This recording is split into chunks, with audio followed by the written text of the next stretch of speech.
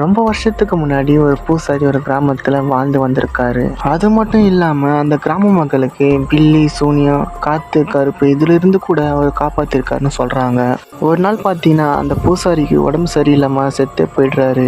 அன்னிலிருந்து பார்த்தீங்கன்னா அந்த கோவிலம் பூட்டப்பட்டு அதே இடத்துல ரொம்ப நாளா இருந்திருக்கு. அந்த கிராம மக்களும் அந்த கோவிலை பராமரிக்காம அப்படியே விட்டுட்டு இருந்திருக்காங்க. இனி இந்த இடத்துல கோவில் எதுக்குன்னு சொல்லி அந்த கிராம மக்களும் கடப்பார மாட்டி எடுத்துட்டு வந்து அந்த கோவிலை இடிக்க ஆரம்பிக்கிறாங்க. கோவிலை இடித்தது மட்டும் இல்லாமல் அங்கே உள்ள சிலைகள் எல்லாமே எடுத்துகிட்டு போயிட்டு ஒரு ஏரியில வீசிடுறாங்க. அதுக்கப்புறம் 2 தலைமுறையாக அதே இடத்துல வாழ்ந்து வந்திருக்காங்க.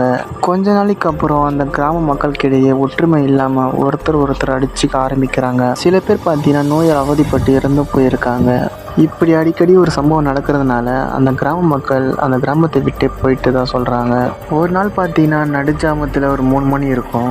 அந்த கிராமத்தை சேர்ந்த ஒருத்தருக்கு தூக்கம் இல்லாமல் ஒரு மாதிரியான நிம்மதி இல்லாமல் இருந்திருக்கு. என்னதான் ஆயிடுச்சுன்னு சொல்லி கண்ணு முழிச்சும் பார்க்குறாரு. அப்போ பார்த்தீங்கன்னா அவர் வீட்டு வாசலில் ஒரு சாமி சிலை ஒன்று இருந்திருக்கு.